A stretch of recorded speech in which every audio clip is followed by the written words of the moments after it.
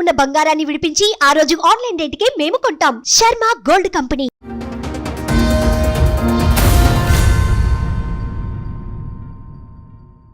Sir నమస్తే అండి. నమస్తే మేడం. నేను ఇక్కడికి రావడానికి కారణం ఏంటంటే నా వైఫ్ నాతో చీట్ చేసింది madam. 20 years marriage life. 2020 Covid టైంలో నా బిజినెస్ దాదాపు ఒక 35 lakhs. మ్యారేజ్ ఎప్పుడైంది సార్ మీకు? 2005 మేడం. 2005 ఫిబ్రవరి 13th. మీరేం చేస్తారు? నేను ఇదివరకు బిజినెస్ చేస్తాను మేడం. ఏం బిజినెస్ అండి? నాది లాజిస్టిక్స్ అండి, ట్రావెల్స్. 2000 కోవిడ్ వరకు అంతా బాగానే ఉంది మేడం. కోవిడ్లో నేను లాస్ అయిన తర్వాత నా వైఫ్ ఫస్ట్ టైం ఆమె బయటకు అంటే అప్పటికి 15 years బాగానే ఉన్నట్టు మీ మ్యారిటల్ రిలేషన్? 15. ఉన్నంత. పిల్లలు ఎంతమంది అండి? ఒక బాబు మేడం. మీ వైఫ్ ఏమన్నా పని చేస్తుందా? ఇప్పుడే స్టార్ట్ చేసింది. 2020 ఎప్పుడైతే కోవిడ్లో లాస్ అయినామో, సో ఎందుకు లాస్ ఎందుకు అయింది? 3 months 6 months కదా కొంచెం బిజినెస్ లాంటి ఇటు పూర్తిగా లాస్ అయిపోయేంత ఎందుకు వెళ్ళారు? అది అంటే ఇప్పుడు నేను sub contract madam. Okay. So ఈ కార్పొరేట్ దాంట్లో ఎంప్లాయీ పికప్ డ్రాప్కి సబ్ కాంట్రాక్ట్ అనమాట. నాది మంత్లీ బిల్లింగ్ వచ్చి 15 నుంచి 20 lakhs ఉండేది. సో అది ఆల్ ఆఫ్ సడన్ క్లోజ్ చేసేస్తున్నారు. ఆల్మోస్ట్ 1 year అసలు మళ్ళీ కంబ్యాక్ కాలేదన్నమాట. సో అట్లా లాస్ అయిన తర్వాత కూడా నేను గివ్ అప్ ఇవ్వకుండా సరే ఏదో బిజినెస్ అని ఇంకో బిజినెస్ అది ఇది ఏదో చేస్తున్నాను. అంటే అంతకు ముందు ఎర్న్ చేసింది ఉంటుందిగా 15 years లో కొంత, అదేమీ లేదా? అంటే ప్రాపర్టీస్ కొనో ఏదో అట్లాంటిది ఏం లేకుండా మేడం. ఇంకా అక్కడ వరకు అయిపోయింది. ఎప్పుడైతే ఈమె జాబ్ చేస్తా అంటే ఆమె నమ్మి పంపించడం జరిగింది. ఓకే. అనుటెక్స్ అని మల్కాజ్గిరిలో 1 year సఫర్ అయ్యారు కాబట్టి కనీసం ఇద్దరు తోడుగా ఉంటే బెటర్ అని తను జాబ్ చేస్తానని ఇంట్రెస్ట్ చూపించింది, మీరు పంపించారు. అంటే ఏ పనికి వెళ్ళింది ఆవిడ? యాక్చువల్గా ఆమె డెసిగ్నేషన్ తెలియదు, ఆమె శాలరీ తెలియదు, ఎక్కడ జాబ్ చేస్తుంది కూడా చెప్పలేదు.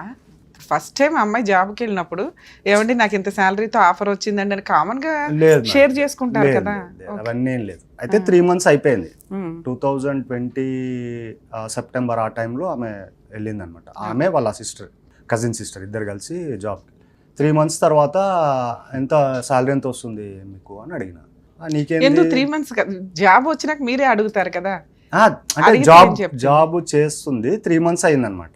ఫస్ట్ మంత్ అడిగితే రిప్లై లే, సర్లే ఎందుకులే ఆమెతో మనకి ఆ డబ్బులు మనకి ఎందుకులే అని నేను వదిలేయడం జరిగింది. మీరు ఆల్రెడీ అప్పుల్లో ఉన్నారు కాబట్టి నేను ఆమె డిస్టర్బ్ చేయదలుచుకోలేదు. మీరు అడిగి మళ్ళీ మీకు ఇవ్వాల్సి వస్తుందని అని అనుకున్నారా మరి ఏంటో తెలియదు. ఓకే ఫైన్, నేను వదిలేసిన. 3 months తర్వాత ఎంత అప్పుడే బాబు కోవిడ్లో SSC పాస్ అయింది అనమాట. సో వాడికి మళ్ళీ కాలేజ్కి దానికి అని నేను నా ప్లాన్స్ నాకు ఉన్నాయి అన్నమాట. శాలరీ ఎంత అని అడిగేసరికి నీకేంది ఇచ్చేది, నీకేం చెప్పేది అని చెప్పి గొడవ పెట్టుకొని, పెద్ద గొడవ, అసలు నో రీజన్. ఇది ఒక సాలిడ్ రీజన్ ఉందని దానికి ఏం లేకుండా గొడవ పెట్టుకుని ఇంట్లోంచి వెళ్ళిపోయింది బాబుని తీసుకుని. వాళ్ళ అమ్మోళ్ళ ఇంటికి వెళ్ళిపోయింది.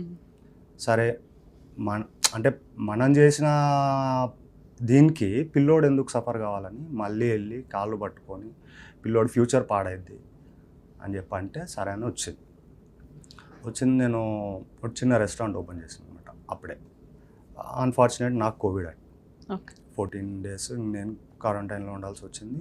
అది అంటూ ఇంటూ మళ్ళీ లాస్ అయింది. సరే ఏదో ఒకటి మనం ముందుకు వెళ్ళాలని పిల్లోడికి మంచి కాలేజ్ భవన్స్ సైనిక్పూరి డిఫెన్స్ కాలనీలో దాంట్లోనే చేస్తానంటే సరే అని దాంట్లో చేర్పించాను. ఇదంతా అయిపోయింది మేడం. బీటెక్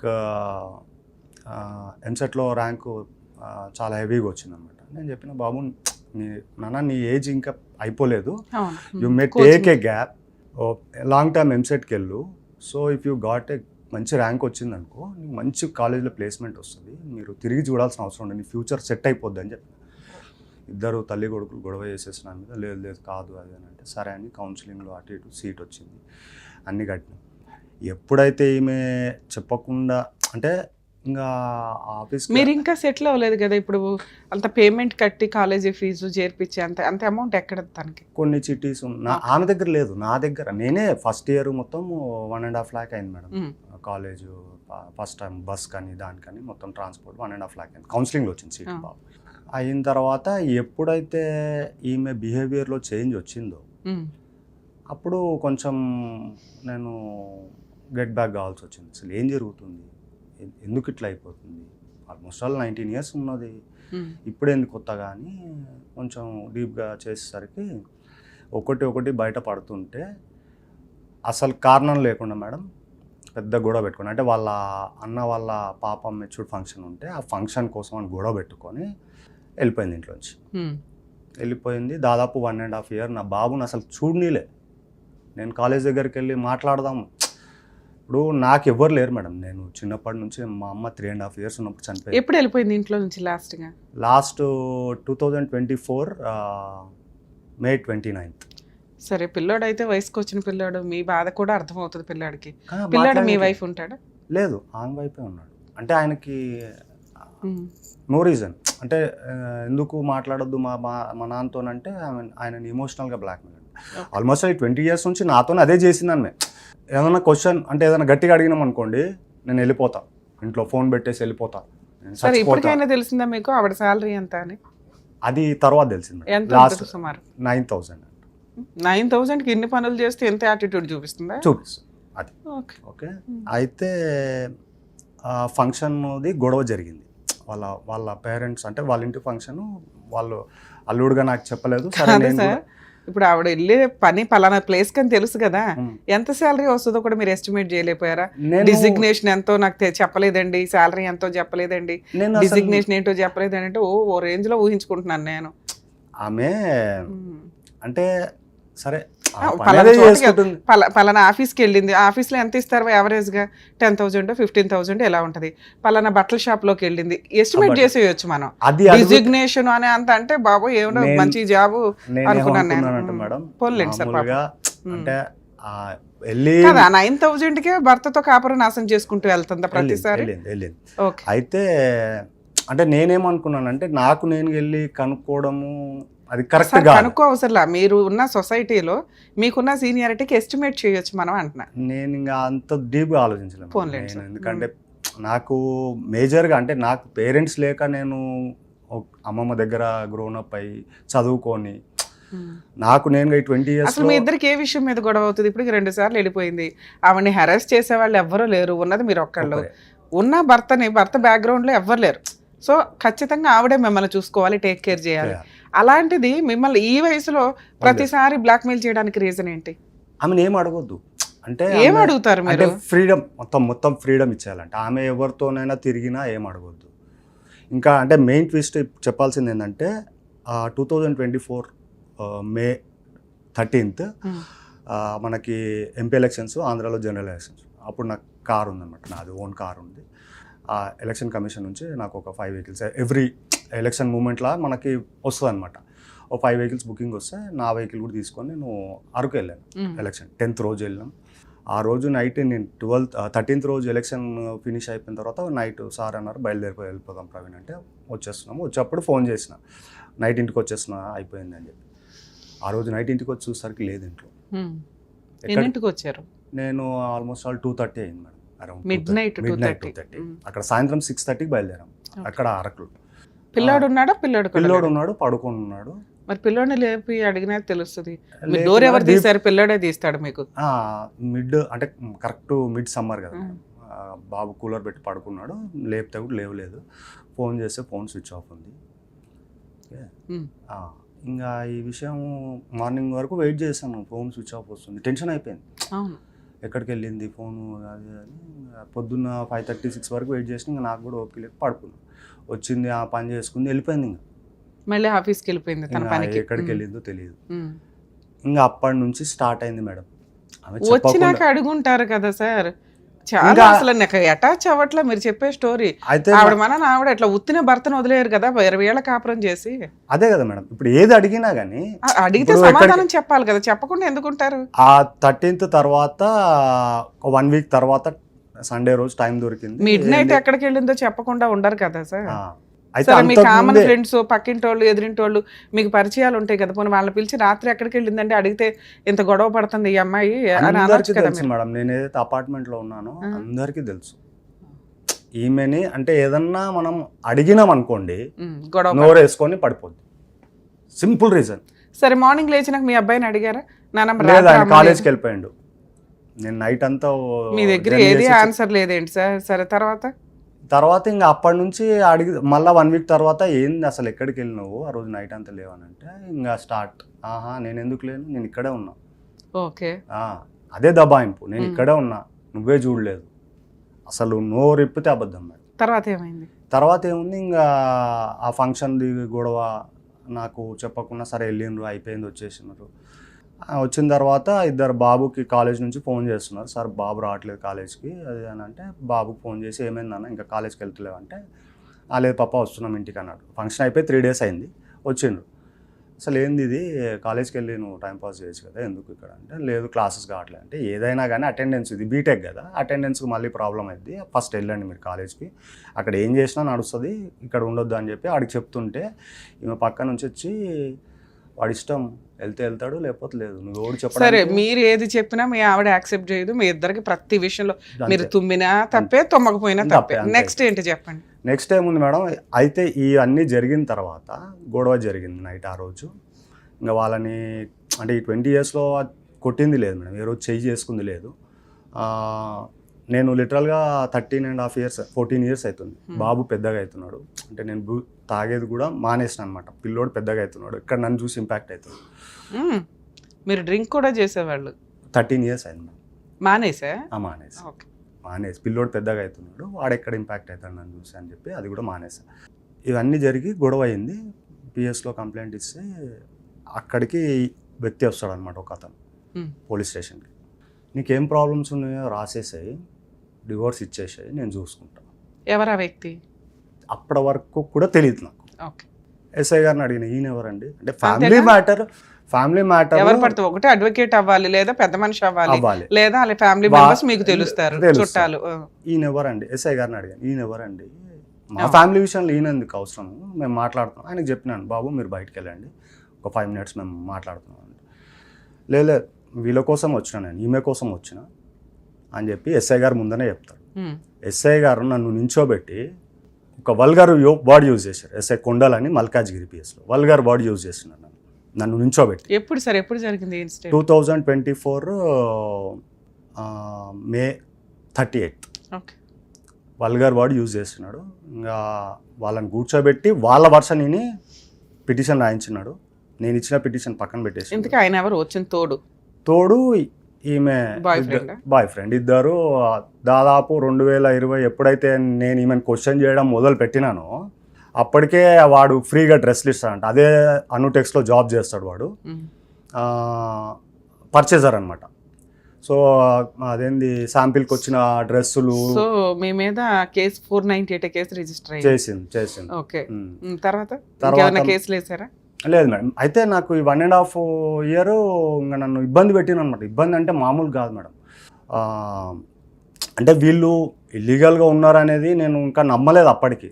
నేను 19 years సంసారం చేసినాం మనం, అంత ఈజీగా నేను నమ్మలేకపోయినా. ఆల్ ఆఫ్ సడన్ ఇంకా డివోర్స్ ఇవ్వమంటే ఇయ్యనన్నది. సరే పోనీ, నేను ఇది కూడా చెప్పిన, నీకు ఇట్లనే ఉండాలనిపిస్తుంది కదా, ఉండు, బాబు నా దగ్గర పంపి, నాకు వాడే కావాలి, మీరు ఎవరితో పని లేదు, నాకు వాడే ప్రపంచం, వాడే కావాలి, నీకు నెలకు 10,000 నేను పంపిస్తాను నేను చెప్పిన. లేదు పంపాను, నీకు 50,000 మెయింటెనెన్సా, ₹1,00,000 మెయింటెనెన్స్ వేస్తా నీ మీద అని చెప్పి హరాస్ చేసింది. ఎప్పుడైతే లాస్ట్ 2025 May మిడ్ టైంలో ఇద్దరు రెడ్ హ్యాండెడ్గా సూపర్ మార్కెట్లో దొరికారనమాట. ఇద్దరు వాడిని కొట్టడం జరిగింది. నేను సూపర్ మార్కెట్లో ఇలా ఎందుకు ఉంటుంది సార్? అయ్యో మేడం, అది రెగ్యులర్ ప్లేస్ అంట వాళ్ళది. ఓహో, షాప్. ఇప్పుడు షాప్లో చేస్తున్నారు కదా, సూపర్ మార్కెట్లో ఏదో కూరగాయలు కొనడానికో లేదా సరుకులు కొనడానికో వెళ్తారు. లేదు వాళ్ళు మీకు అక్కడ రెడ్ హ్యాండెడ్గా దొరికేదే లేదు, ఫ్రెండ్షిప్లో వెళ్ళారని మనం అనొచ్చు. కానీ అక్కడ నేను ఎంక్వైరీ చేసిన తర్వాతనే అక్కడ అంటే వీక్లో 3 times ఇద్దరు అక్కడికి రావడము, కలుసుకోవడము, అక్కడే మాట్లాడుకోవడం. ఎందుకంటే ఇక్కడ ఆల్రెడీ ఆర్గనైజేషన్లో అందరికీ తెలిసిపోయింది వీళ్ళు ఇల్లీగల్ రిలేషన్. వీడు మొత్తం బట్టలు ఇస్తాడంట, అంటే వేసుకోవడానికి, మొత్తం పార్కింగ్లో వీళ్ళు చేసే పనులు, ఏదో పనులు అన్నీ చెప్పేస్తారు మేడం. ఎప్పుడైతే నాకు బాధ అయ్యి నేను ఆర్గనైజేషన్ అప్రోచ్ అయితే ఓనర్ గారు ఏం చేశారు, కరెక్టే అమ్మా, నువ్వు చెప్పింది కరెక్టే, మీకైతే కొంత ఎవిడెన్స్ అయితే ఉంది ఆవిడకి ఎక్స్ట్రా మ్యారిటల్ అఫైర్స్ ఉన్నాయని. పిల్లాడు మీరు ఆవిడ సపరేట్ అయిపోయి 1 year అవుతుందా? 1.5 year అవుతుంది. 498 కేసు ఒకటి రన్నింగ్ లో ఉంది. మీకు స్టేషన్ బెయిల్ ఇచ్చారు. స్టేషన్ బెయిల్ డైవర్స్ కేసు గానీ డొమెస్టిక్ వైలెన్స్ అయిపోయింది గానీ డైవర్స్ కేసు అయింది. డైవర్స్ అయిపోయింది. విడాకులు కూడా వచ్చినాయి. మ్యూచువల్ డైవర్సా? Mutual divorce. అంటే వీళ్ళు ఎప్పుడైతే రెడ్ హ్యాండెడ్ గా దొరికినారో సార్ మీరు డైవర్స్ కు ఒప్పేసుకున్నారు. వాడు నన్ను బెదిరిస్తాడు మేడం. అదే ఏదైనా కాలేదు. 498 క్లోజ్ అయిపోయిందా? 498 క్లోజ్ కాలేదు. అప్పుడు మ్యూచువల్ డైవర్స్ ఎందుకు ఇచ్చారు? ఆమె ఒప్పుకున్నది, MOU రాశారు, నేను అన్ని కేసులు 498 క్లోజ్ అవ్వాలి కదా. అది చేయరంట ఇప్పుడు. ఎందుకు? నా మీద ఇంకా పగ సాధించడానికి. అప్పుడు మ్యూచువల్ డైవర్స్ ఎందుకు ఇచ్చారు సార్ మీరు? నేను అసలు అదే చెప్తున్నాను. వాడు నన్ను ఒక రేంజ్ లో భయపెడుతున్నాడు వాడు. నువ్వు కనుక ఇయ్యపోతే ఒప్పుకోపోతే. ఏ కోర్టులో అయింది మీకు mutual divorce? Medchal Malkajgiri. Okay, mutual divorce అయిపోయి ఎంత కాలం అయింది? సెప్టెంబర్ మొన్న సెప్టెంబర్ లో అయ్యింది. సరే ఇక్కడికి ఎందుకు వచ్చారు? నాకు అన్యాయం జరిగింది మేడం. నా వైఫ్ నన్ను మోసం చేసింది. నేను మోసపోయినందుకు నాకు బాధ లేదు. ఎవరు లేరు, ఇవాళ ఉంటారే పోతా, మేబీ ఎప్పుడు దేవుడు తీసుకుపోతాడో వెళ్ళిపోతా. కానీ అన్యాయం చేసినందుకు ఇప్పుడు వాడి ఫ్యామిలీ మళ్ళీ ప్రాబ్లం కావద్దు. ఆమె కూడా ఆడకూతురే మేడం. ఎవరైనా ఆడవాళ్ళే. ఆమెకి ఇబ్బంది కావద్దు. ఈ విషయాలు మొత్తం నాకు తెలియదు. వీడు చేసే ఏదో పని. ఆయన ఎంత గొప్ప వ్యక్తి అంటే 2022లో మేడం సేమ్ ఒక ఎంప్లాయీతో అదే పని చేస్తే తీసుకెళ్లి జైల్లో పెట్టించింది ఆ పర్సన్ని. ఇప్పుడు ఈయనతో అనే ఆయనతోనే ఈమె రిలేషన్లో ఉంది. ఇక్కడ ఆల్రెడీ క్లియర్ గా ఉన్నాయి చీటింగ్, సెక్సువల్ అబ్యూజ్ ఇవన్నీ. అదేంటిది ఇది అంటే ఆయన చేసిన ఈ దొంగ వ్యవహారం అనమాట. ఈ పర్సనే. కానీ అనుటెక్స్ అనే సంస్థ అన్ని విధాలుగా షీల్డ్ చేస్తుంది అనమాట ఈ అబ్బాయిని. ఎందుకు చేస్తుందో తెలియదు. ఇది న్యూస్ పేపర్లో వచ్చిన పేపర్? న్యూస్ పేపర్లో. ఓకే సరే, మీకు మ్యూచువల్ డైవర్స్ అయిపోయి కూడా 3-4 months అవుతుంది. మీ అబ్బాయి ఏమి మీతో మాట్లాడట్లేదు ఇప్పటికి? ఫోన్ నంబర్ బ్లాక్ చేసేసి మేడం. సరే మీకు పీడ వదిలిపోయింది కదా, ఎందుకు ఫ్రీగా ఉండొచ్చుగా? ఇంకా ఆ డిప్రెషన్లో ఇట్లా టీవీ షోల చుట్టూ కోర్టుల చుట్టూ ఇంకా తిరగడం ఎందుకు? అసలు అంటే నాకు చేసిన అన్యాయంకి నేను తట్టుకోలేకపోతున్నాను. ఇప్పుడు నేను తప్పున్నాను మేడం. నేను తప్పున్నాను. మీరు పిలిచి నన్ను ఒక్కటి లాగి కొట్టండి, నేను పడతా. నాకన్నా చిన్నవాళ్ళు కొట్టినా సరే పడతా నేను. నా తప్పు లేకుండా నన్ను ఇబ్బంది పెట్టి నన్ను మానసికంగా శారీరకంగా నన్ను ఇబ్బంది పెట్టింది కదా, అది తట్టుకోలేకపోతున్నాను నేను. నాకు ఆమె కావాలి అనేది కాదు, నా కొడుకు నాకు కావాలి. నా కొడుకు నాకు కావాలి. ఆమె అంటే మీరు అంటున్నారు సూపర్ మార్కెట్లో ఏముంది, ఇద్దరు వెళ్ళి షాపింగ్, ఈమె వెళ్తుంది అక్కడికి, ఫోన్ చేస్తారు. మ్యూచువల్ డైవర్స్ వచ్చేసిన తర్వాత ఇంకా అవన్నీ మాట్లాడుకోవడం దండగా. మీరు ఆ మ్యూచువల్ డైవర్స్ ఇచ్చేది ముందే మాతో మాట్లాడవచ్చు. ఆల్రెడీ వచ్చిన ఏదన్నా ఒక సపోర్ట్ చేయగలుగుతాం. ఒకసారి డైవర్స్ అయిపోయినాక ఇంత కక్ష పెట్టుకోవడం అనేది కుదరదు. ఎక్కడికి వచ్చారు? ఇక్కడికి వచ్చారా? అప్పుడు మేము ఉండవు. మేము ఉన్నప్పుడు పిలుస్తాం కానీ మీరు వచ్చినప్పుడు కుదరదు కదా. సరే ఒక అడ్వకేట్ ని పెట్టుకోవాలి కదా సార్, ఎందుకు పెట్టుకోలేదు మీరు? ఫైనాన్షియల్ గా నేను అంత స్టేబుల్ గా ఇప్పటికి సార్ ఇప్పుడు 1.5 year అవుతుంది. ఇప్పటికి మీరు ఏం జాబ్ చేయట్లేదా? జాబ్ చేస్తున్నాను. మరి ఫైనాన్షియల్ స్టేబుల్ ఏంటి? వీళ్ళ కోసం చేసిన అప్పులే ఉన్నాయి మేడం. ఇంకా ఏం అప్పులు ఉన్నాయి? వీళ్ళ కోసం ఏం చేశారు? ఇప్పుడు ఆ పిల్లాడికి కాలేజ్ డబ్బులు కట్టినా దాదాపు 2 లక్షలు 3 లక్షలు ఖర్చులు ఉన్నాయా? అదంతా ఫస్ట్ ఇయర్. ఇప్పుడు మీ అబ్బాయి ఏ ఇయర్ లో ఉన్నాడు? థర్డ్ ఇయర్ లో ఉన్నాడు. సెకండ్ ఇయర్ అయిపోయింది. ఒక ఇయరే కట్టలేదు నేను. మరి అంతకుముందు బిజినెస్ లాస్ అయిన అప్పులన్నీ నా మీద ఉన్నాయి, అవి కూడా కట్టుకోవాలి కదా మేడం. సరే మీరు ఈ అప్పులన్నీ క్లియర్ చేసి స్టాండర్డ్ గా నిలబడితే మీ ఆవిడ మళ్ళీ వచ్చేస్తుందేమో, మీ పిల్లోని పంపిస్తుందేమో. మీ దగ్గర డబ్బు ఉంటే ఎవరన్నా వచ్చి వాళ్తారు. మీరు అదెందుకు ప్రూవ్ చేసుకోవాలని చూడట్లేదు? నేను అంటే డబ్బే ఇంపార్టెంట్ అనుకుంటే అది వేరే అయిద్దిగా మేడం. మనిషి అంటే ఫోన్ పక్కన పెట్టండి. మనము మనిషి ఇప్పుడు తప్పు లేకుండా వాడిని ఇబ్బంది పెట్టి నలుగురిలో చులకన చేసేసి నువ్వు అక్కడ సంస్థలో ఏం చెప్పుకొని తిరిగినావు, మా హస్బెండ్ వేస్ట్ గాడు, నన్ను కొడతాడు, తాగుతాడు, జీతం లాగేసుకుంటాడు. ఇక్కడికి ఎందుకు వచ్చారు? మీకేం కావాలి? నాకు మా బాబు కావాలి మేడం. ఓకే, నాకు నా బాబు కావాల్సిందే. సేమ్ టైం ఆమెకి పనిష్మెంట్ కావాల్సిందే. మోసం చేయడం మామూలు చిన్న విషయం కాదు మేడం. సార్ ఎక్స్ట్రీమ్లీ సారీ అండి. ఎందుకంటే లీగల్ ప్రొసీడింగ్స్ ఏవి ఉంటాయో దాన్నే మీరు కోర్టుల ద్వారానో అడ్వకేట్ల ద్వారానో ఇంకొకటి టైం సఫర్ అవ్వకుండా మా వంతు ప్రయత్నంగా ఏదో సోషల్ సర్వీస్గా ఇక్కడ కూర్చొని కొంత టైం ఇస్తుంటాం. పాపం మీరు అన్నారు నాకు కష్టం వచ్చినప్పుడు మేము సుమన్ టీవీ దగ్గరికి వచ్చామండి, ఆ టైంకి షో లేదు అని చెప్పి. యాక్చువల్గా మేము ఉండే బిజీకి మేము ఎప్పుడో మంత్లో ఒక 3-4 టైమ్సే వీళ్ళకి టైం ఇస్తే ఆ రోజు ఒక్కొక్కసారి 10 ఎపిసోడ్లు మిడ్ నైట్ దాకా షూట్ చేస్తూ ఉంటాం. సో దానివల్ల మీకు ఇన్ టైంలో న్యాయం దొరకలేదని నా ఫీలింగ్. వన్స్ మ్యూచువల్ డైవర్స్ అయిపోయిన తర్వాత లీగల్ ప్రొసీడింగ్స్ అనేవి ఇంకా ఉండవు. 2 మీ అబ్బాయి విషయం, ఈ 2 విషయాలు మనం మాట్లాడదాం. నిజంగా ఏ తప్పు చేయకుండా చాలా కేసుల్లో జెంట్స్, మెయిన్గా హస్బెండ్స్ సఫర్ అవుతున్నవి రీసెంట్గా మనం ఎక్కువ చూస్తున్నాం. లేడీస్ అక్రమ సంబంధాలు పెట్టుకొని వెళ్ళిపోవడం, లేదా ఫోర్స్ఫుల్గా ఫాల్స్ కేసులు ఫైల్ చేసి, ఫాల్స్ ఎలిగేషన్స్ తోటి కేసులు ఫైల్ చేసి హస్బెండ్ ఫ్యామిలీ మెంబర్స్ని సఫర్ చేయడం, ఇక ఎంతో కొంత కాంపెన్సేషన్ తీసుకొని మ్యూచువల్కి వెళ్ళటం. సరే కాంపెన్సేషన్ తీసుకుని మ్యూచువల్కి వెళ్ళినా పర్వాలేదు, ఫాల్స్ కేసులు వేసి సంవత్సరాల తరబడి తిప్పించేస్తూ ఉంటారు. ఈ ఎపిసోడ్లో మనం రికగ్నైజ్ చేయాల్సింది ఏంటి అంటే ఇన్ టైంలో లీగల్ సపోర్ట్ అనేది ఎక్కడో అక్కడి నుంచి తీసుకోవాలి.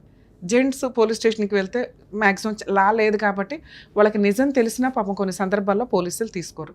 కనీసం ఒక అడ్వకేట్ని పెట్టుకొని ఈ అమ్మాయి ఎక్స్ట్రా మ్యారిటల్ అఫైర్స్ పెట్టుకొని నన్ను ఎట్లా ఇబ్బంది పెడుతుందండి అని, అలాగే ఫాల్స్ కేసులు వేసి ఇబ్బంది పెడుతుందని కొంచెం లీగల్గా నోటీసులు పంపించడం. ఎందుకంటే ఆ టైంలో కొంచెం మెంటల్ టెన్షన్తో ఉంటాం కాబట్టి తీసుకునే డెసిషన్స్ రాంగ్గా ఉంటాయి. కొంత గ్యాప్ రావాలి, కొంత ఒక 6 months 1 year గ్యాప్ తీసుకున్నాక డెసిషన్స్ తీసుకోండి, వదిలేయాలా ఉంచుకోవాలా ఫైట్ చేయాలా అని. అవి స్టార్టింగ్లో బిలో 5 years మ్యారిటల్ రిలేషన్ అంటే ఒక ఆలోచన విధానం, కానీ 20 years వెనకాల బ్యాక్గ్రౌండ్లో పేరెంట్స్ లేరు, ఫ్యామిలీ బ్యాక్గ్రౌండ్ లేదు అంటే ఇప్పుడు తోడు పూర్తిగా ఉండాల్సింది భార్య. వాళ్ళిద్దరి మధ్య గొడవలు జరిగినాయి ఫైనాన్షియల్ ఇష్యూ మీద. అంటే నాకు అర్థమవుతున్న దాని ప్రకారం ఈయనకి విపరీతమైన అప్పులు అయిపోయినాయి. సో ఇంటి మీద గ్రిప్పు పోయింది. ఆవిడ ₹1 తెచ్చుకొని ఇంట్లో సరుకులు ఇవి తింటున్నప్పుడు ఒక స్త్రీకి సహజంగా మనకు తరతరాలుగా అలవాటు అయిపోయిన విషయం ఏంటంటే భర్తే పోషించాలి, భర్తే తిండి పెట్టాలి. సో భర్త పోషిస్తున్నాడు కాబట్టి డామినేషన్స్ ఎక్కువ ఉంటాయి. కానీ ఇలా ఈ వైఫ్ విషయానికి వచ్చేసరికి ఎప్పుడైతే తను ఫైనాన్షియల్గా సంపాదించుకోవడం స్టార్ట్ చేసిందో ఆటోమేటిక్గా ఆవిడ ఆలోచన విధానం మారిపోయింది, విచ్చలవిడితనం అలవాటు అయ్యింది. సంపాదించేది భర్త అయినా భార్య అయినా ఇద్దరు ఈక్వల్గా కుటుంబాన్ని 2 చక్రాల్లాగా ముందుకు తీసుకొని వెళ్ళాలే తప్ప ఆయనే పెట్టాలి, ఆయన పెట్టకపోతే ఊరుకోను అని అనటం కానీ, లేదా నేను పెడుతున్నాను కాబట్టి ఆయన బానిసలాగా ఉండాలి, లేకపోతే వీడు వేస్ట్ అనుకుని బయటికి వెళ్ళిపోవడం అనేది పాపం కింద లెక్క. లా పనిష్మెంట్ ఆ తర్వాత మాట్లాడుకుందాం. సో కనీసం మనుషులుగా పుట్టినప్పుడు కొంచెం మోరల్ వాల్యూస్తో ఉంటే బాగుంటుంది అనేది నా ఉద్దేశం. ఈ కేసులో మనం వినాల్సిన ఇంకొక పాయింట్ ఏంటంటే పోలీసులు యాక్చువల్గా ఒక దారుణమైన మాట మాట్లాడారండి అని ఆయన ఫీల్ అవుతున్నారు. చాలా సందర్భాల్లో ఇప్పుడు ఇంకా కంట్రోల్ అయ్యారు, లా తెలియటం వల్ల జనాలకి అవేర్నెస్ రావడం వల్ల పోలీస్ స్టేషన్లో సీసీ కెమెరాలు ఉంటేనే కాస్త వాళ్ళు కొంత పద్ధతిగా మాట్లాడుతున్నారు. కానీ మేబీ వాళ్ళు క్రిమినల్స్ని చూసు లేకపోతే హెవీ వర్క్ వల్ల నోరు జారి మాట్లాడడం అయితే కామన్గా జరుగుతుంది. అట్లా మాట్లాడే రైట్స్ ఏ పోలీసులకి లేదు. మీరు కనుక అట్లా హట్ అయితే వాళ్ళ మీద హ్యూమన్ రైట్స్ కమిషన్లో కంప్లైంట్ ఫైల్ చేయొచ్చు. అనవసరమైన కేసుల్లో మిమ్మల్ని అరెస్ట్ చేసి కొట్టి బూతులు మాట్లాడితే కనుక పోలీసులకి అగైనెస్ట్గా కేసు ఫైల్ చేయడానికి చాలామంది భయపడతారు. కానీ భయపడాల్సిన అవసరం లేదు. వాళ్ళు గవర్నమెంట్ ఎంప్లాయీస్, మనకి సర్వెంట్స్ కింద లెక్క. మనం ట్యాక్సెస్ పే చేస్తుంటే వెళ్తుంది. మన ప్రొటెక్ట్ చేయాల్సిన వ్యక్తులు, మన డిగ్నిటీని కాపాడాల్సిన వ్యక్తులు, వాళ్ళు కాపాడుతారు. ఎక్కడో ఒక చోట అరాపరా ఉంటారు. అలాంటి వ్యక్తుల మీద మీరు కంప్లైంట్ ఇవ్వాలంటే హ్యూమన్ రైట్స్ కమిషన్లో కంప్లైంట్ ఇవ్వచ్చు. అలాగే హైకోర్టులో రిట్ పిటిషన్ కూడా ఫైల్ చేసుకోవచ్చు. ఇది కొంచెం అవేర్నెస్తో ఉండండి. అందుకనే ఒకప్పుడు అరెస్టులు చేసి 24 hours కాదు 3 days 5 days కూడా ఉంచేసేవాళ్ళు, అరెస్ట్ చేస్తున్నది రికార్డులో చూపించకుండా. అందుకే ఇప్పుడు ప్రతి చోట సీసీ కెమెరాలు పెట్టారు. వాళ్ళు కూడా 90% పద్ధతిగానే ఉంటున్నారు. ఎక్కడో 1 ఉంటే మీరు హట్ అవుతే వాళ్ళ మీద లీగల్ యాక్షన్ తీసుకోవచ్చు. ఇక 2 ఫ్యామిలీ డిస్ప్యూట్కి వచ్చేసరికి సార్ మీ విషయంలో వన్స్ మ్యూచువల్ డైవర్స్ అయిపోయిన తర్వాత మ్యూచువల్ డైవర్స్ తీసుకునేటప్పుడే పాత బాకీలన్నీ క్లియర్ చేసుకోవాలి. అంటే పాత పెండింగ్ కేసులు. మ్యూచువల్ డైవర్స్ వేసేటప్పటికి ఒక అగ్రిమెంట్ రాసుకొని మ్యూచువల్ డైవర్స్ ఎవిడెన్స్ టైంకి అతను ఎవరో ప్రెజర్ చేస్తే 3 months బ్యాక్ భయపడి తట్టుకోలేక లీగాలిటీ ఎందుకు వచ్చింది తలనొప్పి అనుకొని మ్యూచువల్ డైవర్స్కి వెళ్ళిన మీరు 3 monthsకి మళ్ళీ పోరాడే ధైర్యం ఎట్లా వచ్చేసింది? అదే వ్యక్తితో కదా వినాలి అదే వ్యక్తితో కదా మీరు పోరాడాలనుకుంటున్నారు. మీరు ఒక అడ్వకేట్ని పెట్టుకున్నారు, ఆయన సూసైడ్ చేసుకుని చనిపోయాడు. ఆయనకున్న పర్సనల్ ప్రాబ్లమ్స్ వల్ల. దీనివల్ల మీకు ఇన్ టైంలో న్యాయం ఒకటి జరగలేదు. సో ఇక్కడ మీకు ఏం చెప్తున్నానంటే ఏదన్నా కానీ మీరు ప్రెజర్ ఫీల్ అయ్యి మ్యూచువల్ డైవర్స్ ఏదైతే తీసుకున్నారో అది 100% కరెక్ట్. ఎందుకంటే రాను అనే ఒక స్త్రీని బలవంతంగా ఈడ్చుకొచ్చి మీ పక్కన కూర్చోపెట్టడం కుదరదు. తప్పు చేసి వెళ్ళిపోయింది కదండి, ఆవిడకి పనిష్మెంట్ పడాలంటే కర్మ ఇండియాలో ఎక్స్ట్రా మ్యారిటల్ అఫైర్స్కి పనిష్మెంట్ లేదు. మీ తిరుగులు మీ తిరగడని ఆ సెక్షన్ ఎత్తిపడేశారు. మరి అది ఏమన్నా ఏదో రోజు రియలైజ్ అయ్యి మళ్ళీ ఇంప్లిమెంట్ చేస్తే తప్ప అప్పటిదాకా ఇలా వెచ్చలవిడిగా తిరిగే జెంట్స్ తిరుగుతూనే ఉంటారు, తిరిగే లేడీస్ తిరుగుతూనే ఉంటారు, సంసారాలు నాశనం అవుతాయి. జనాలందరూ కూడా వినాలి సార్, జనాలందరూ కూడా ఎవరికి వాళ్ళు ఇండివిజువల్ లైఫ్ అనే దాని మీద వెచ్చలవిడిగా తిరుగుతున్నారు ఈ రోజున. ఎవరిని మనం మాట్లాడడానికి లేదు, మన జాగ్రత్తలో మనం ఉండడం తప్ప. 2, మ్యూచువల్ డైవర్స్ ఇచ్చే టైంకే మీరు 498 కేసు కూడా క్లోజ్ చేయించుకొని ఉంటే ఈరోజు వాళ్ళెవరో మీరెవరో. సో వన్స్ మ్యూచువల్ డైవర్స్ అయిపోయినాక ఆవిడ మీ ఇంటి మీదకి వచ్చి గొడవ పడితే తప్ప మీరు ఆవిడ మీద ఎటువంటి కేసులు వేయటం కుదరదు. అందుకనే మేము హెల్ప్ చేయలేమండి అంటున్నాం. చట్టమే లేనప్పుడు నేను వచ్చి ఏం కేసు వేస్తాను, రమ్య గారు మీకు తెలియదా అంటారు. అదే చట్టం ఉండి మీరు మ్యూచువల్ డైవర్స్ ఇవ్వకుండా ఉంటే ఈరోజు మీ ఆవిడతో నేను ఫోన్ మాట్లాడి అతనితో ఫోన్ మాట్లాడేదాన్ని, ఏంటయ్యా ఏంటని. మీ గురించి ఏదో ఎంత చెప్తారు వాళ్ళు, వాళ్ళ గురించి మీరు ఎంత చెప్పారు కాబట్టి కామన్గా ఈ 2 ఏదైతే మాట్లాడతామో మనం కౌన్సిలింగ్ ద్వారానో లేకపోతే మీకు ఏదైనా పూర్తి న్యాయం చేయడము, పిల్లాడి విజిటేషన్ రైట్స్ ఇప్పించడం, ఇట్లా ఏదో కండిషన్లు పెట్టేవాళ్ళం. సో ఇప్పుడు ఆ స్టేజ్ లేదు. ఆవిడ మీ మీద ఏ కేసులు వేయడానికి లేదు. మీరు ఆవిడ ఇంటికి వెళ్ళి గొడవ పడితే తప్ప, ఆవిడ గురించి బూతులు స్ప్రెడ్ చేస్తే తప్ప పర్సనల్గా వైఫ్ అండ్ హస్బెండ్ అనే కేసులు వేయడానికి లేదు. ఆ ఉన్న 498 కేసు కూడా మీరు మ్యూచువల్ డైవర్స్లో రాసుకొని ఉంటారు. ఈసారి జడ్జి గారి దగ్గర అది పెడుతూ ఉండండి, ఎవిడెన్స్లు తీసేసి కేసు క్లోజ్ చేయడానికి అవకాశం ఉంది. ఇక బాబు విషయానికి వస్తే మీ అబ్బాయి మేజర్, మీ అబ్బాయి మీద ఎటువంటి చట్టం ఇంప్లిమెంట్ అవ్వదు. తండ్రితో ఉండు, తల్లితో ఉండు, తండ్రితో మాట్లాడు, తల్లితో మాట్లాడు అని చెప్పేవి. అలా నా కొడుకు నాతో మాట్లాడాలండి అని మనం ఏ కోర్టుకి కూడా వెళ్ళలేం. ఈరోజు నేను మీ అబ్బాయితో ఫోన్లో మాట్లాడాను అనుకోండి, వెళ్ళి మీ వైఫ్కి చెప్తాడు, ఆవిడ మళ్ళీ వెళ్ళి ఆవిడ బాయ్ ఫ్రెండ్కి చెప్తుంది. ఆయన వచ్చి ఎరా నీ మ్యూచువల్ డైవర్స్ ఇప్పించిన తర్వాత మళ్ళీ పిల్లాడి విషయంలో ఇది చేస్తున్నావా. పిల్లాడికే ఊహ తెలిసి ఇది 3 months, మేబీ ఇంకో 1-2 years అయితే పిల్లాడు రియలైజ్ అవుతాడు ఎవరు ఏంటి అని. బయట వ్యక్తి సొంత నాన్న. అలా పిల్లాడు రియలైజ్ అయ్యి నాన్న ఎలా ఉన్నావు అని అడిగే టైంకి మీరు కొంచెం ఈ అప్పులు తీర్చుకొని ఈ మెంటల్ టెన్షన్ నుంచి బయటపడి సైకలాజికల్ డిప్రెషన్ ఏదైతే ఉందో అది కొంచెం అవాయిడ్ చేసుకొని ఫైనాన్షియల్గా మీరు సెట్ అయితే ఖచ్చితంగా మళ్ళీ వీళ్ళిద్దరు మీ వెనక వస్తారని నేను అనుకుంటున్నా. ఇక్కడ మీకు నిజంగా న్యాయం చేయాలంటే మీకు మీరు చేసుకోవాల్సిన ప్రొసీడింగ్స్ లా ప్రకారం ఫెసిలిటీస్ లేవు. ఆ అతని మీద మనం ఎటువంటి యాక్షన్ తీసుకోలేము, ఎందుకంటే ఈవెంట్నే కట్ చేసుకున్నాక అతని మీద ఏమీ చేయడానికి లేదు.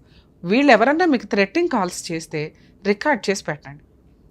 ఇతను ఎవరన్నా కానీ ఏ పిల్లోడికి ఫోన్ చేస్తున్నామంటే ఏంటి, ఎవరు నువ్వు మాట్లాడడానికి అటు అని ఏదైనా పెడితే అవి రికార్డ్ చేసి ఒక అడ్వకేట్ని పెట్టుకొని ప్రైవేట్ కంప్లైంట్ ఫైల్ చేసుకోండి. మేడం యాక్చువల్గా వీళ్ళిద్దరి విషయము ఇట్లా రెడ్ హ్యాండెడ్గా దొరికినారు సూపర్ మార్కెట్లో అని వాళ్ళ పేరెంట్స్కి మాట్లాడదామని పోతే వాళ్ళు ఇట్లా ఇంజూరీ చేశారు. సార్ మీకేం చెప్పాను, మ్యూచువల్ డైవర్స్ కాకముందు మేడం అయిన తర్వాత ఇవేవి మాట్లాడుకునే రైట్స్ మీకు లేవు. అలా మాట్లాడితే ఆవిడ గౌరవానికి భంగం కలిగినట్టు లెక్క. అంతకుముందు జరిగిన విషయంలో మీకు అంత దెబ్బ తగిలితే మీరు క్రిమినల్ కేసు వేసుకోలేకపోయారు. వేసాను మేడం, వేస్తే అదే చెప్తున్నాను మీకు పాయింట్. దానికే సెటిల్మెంట్కి వచ్చారు వాళ్ళు, నీ అంతు తేలుస్తాం ఆ టూట్ అని. మీకు ఆల్రెడీ వెనకాల బలగం లేదు, దీనివల్ల మీరు ఏదో ఒకటి ముందు పేడ వదిలితే చాలలేదు. మీకు అదే చెప్పా, ఇన్ కేస్ ఆ టైంకి నేనున్నా మీకు అన్ని కేసులు సెటిల్మెంట్ చేసి మ్యూచువల్ డైవర్సే ఇప్పిస్తాం. వాళ్ళకి పనిష్మెంట్ పడేదాకా పోరాడం మనం మిమ్మల్ని, ఎందుకంటే 3 to 5 years పడతాయి. అప్పుడైనా ఫైనల్ దేనికి, మ్యూచువల్ డైవర్స్కే. ఆ మ్యూచువల్ డైవర్స్ ఆఫర్ అయితే మీకు ముందే వచ్చేసింది. దేనివల్ల వచ్చింది, మీరు వాళ్ళ ఇంటికి వెళ్ళటం, ఆవిడ పరువు తీయడం, ఇవన్నీ చేస్తుంటే అమ్మో ఈయన ఎట్లా అయినా కానీ మన పరువు తీస్తాడు, దానికంటే ఫ్రీగా మ్యూచువల్ డైవర్స్ ఇచ్చేయడం బెటర్ అని ఇచ్చేసింది. మీకు ఈ మ్యూచువల్ డైవర్స్ వాల్యూ ఈరోజు తెలియదు, కానీ ఒక స్టేజ్ తర్వాత ఓకే ఫ్రీగా తీసుకోవడం వల్ల ఫాల్స్ కేసుల నుంచి బయటపడ్డాను రా బాబా అని అనుకోండి. ఆ ఉన్న 498 కేసు కూడా అది ఆటోమేటిక్గా క్లోజ్ అవుతుందండి మీరు కొంచెం రెగ్యులర్గా వెళ్తూ ఉంటే. సరేనా, ధైర్యంగా ఉండండి sir. Thank you. Mutual divorce తీసుకునే లోపే పాత ప్రీవియస్ కేసెస్ ఏమైనా అలాగే భవిష్యత్తులో కేసెస్ ఏమైనా అన్నీ కూడా మ్యూచువల్ డైవర్స్ ఆర్డర్స్ లోపే క్లోజ్ అవ్వాలి. లేదా దానికి సంబంధించి ఒక MOU రాసుకొని ఉంటే కొన్ని సందర్భాల్లో మ్యూచువల్ డైవర్స్ ఆర్డర్ కాపీతోటి 498 క్లోజ్ చేయడం అనేది జరుగుతూ ఉంటుంది. ఇవి పర్ఫెక్ట్గా ఉండేలాగా చూసుకోండి. ఒక అగ్రిమెంట్లో ఉన్న కండిషన్స్ ఇంప్లిమెంట్ అవ్వకపోతే ఆ మెమో ఆఫ్ అండర్స్టాండింగ్ తోటి వాళ్ళ మీద చీటింగ్ కంప్లైంట్ వేయడానికి పనికొస్తుంది.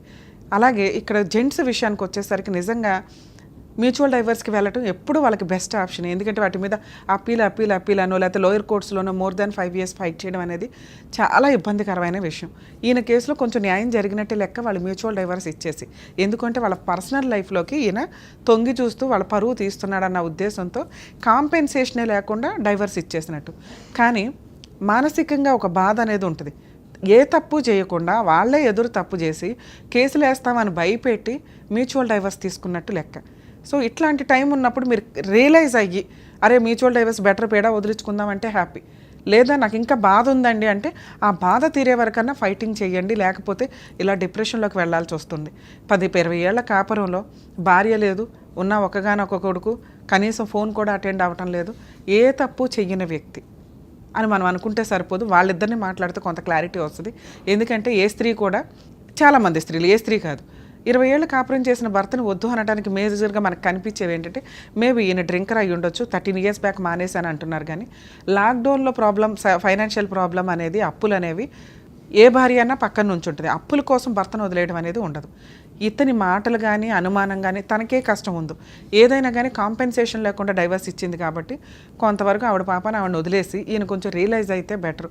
పోలీసుల ద్వారా కష్టం అనిపిస్తే, అలాగే పోలీస్ స్టేషన్స్లో మీకు ఏమైనా పోలీసుల ద్వారా కష్టం అనిపిస్తే హ్యూమన్ రైట్స్ కమిషన్లో కంప్లైంట్ ఇవ్వండి, హైకోర్టులో రిట్ పిటిషన్ వేసుకోవచ్చు, లేదా హైకోర్టులో లీగల్ సెల్ అథారిటీ ఉంటుంది, వాళ్ళకన్నా మీరు కంప్లైంట్ రేస్ చేస్తే కొంచెం వాళ్ళకి క్లారిటీ అనమాట, ఏంటి ఏ పోలీసులు ఎట్లా ఉంటున్నారని. వాళ్ళ మీద సీక్రెట్గా ఎంక్వైరీలు నడిపిస్తూ ఉంటారు. పోనీ మీరు డైరెక్ట్గా కంప్లైంట్ ఇవ్వకపోయినా ఆ ఎంక్వైరీల వల్ల వాళ్ళ క్యారెక్టర్స్ ఏంటని, ఎందుకంటే మిమ్మల్ని ఒక్కళ్ళనే హెరాస్ చేయరు, తర్వాత హెరాస్ చేస్తూనే ఉంటారు, ఎక్కడో అక్కడ దొరుకుతారు ఎవిడెన్స్ తోటి.